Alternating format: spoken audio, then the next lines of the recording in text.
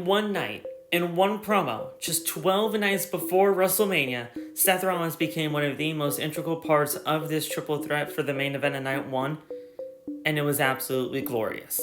Paul Heyman was out there trying to tell everybody that just because he is loyal to the OTC and just because he is loyal to his best friend in CM Punk does not mean that he is going to be turning his back on either one of them, and Seth was just calling him out on the BS. Seth was saying all along to Paul Heyman that both these guys are just using you to get to their own personal gain, and Seth was even telling Roman at the time that Punk was just trying to get to Paul Heyman for his own personal gain, and Roman was just not having any of it whatsoever because Roman does not care for what Seth Rollins has to say, and honestly, he just does not trust Seth Rollins, which is fair after everything that has happened. But now, here's the kicker. We all know that this triple threat is really revolving around the relationship that Paul Heyman has between CM Punk and Roman Reigns. It's very CM Punk and Roman Reigns heavy, but Seth Rollins really just became a huge part of this triple threat in just that one night based on everything that happened here. And not only that, but when Seth Rollins curb stomped CM Punk and Paul Heyman went to go check up on him,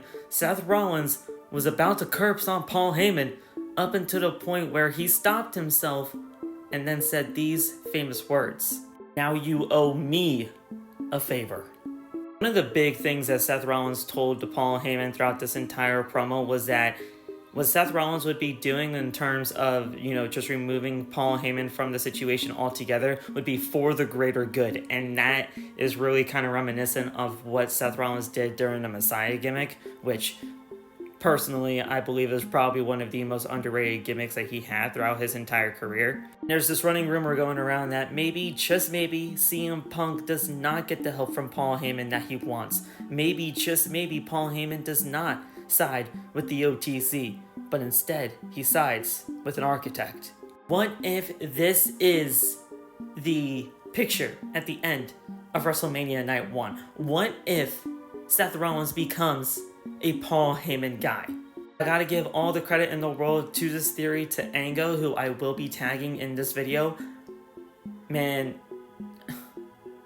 Ango, if this happens, you're a genius, man. You're just an absolute genius.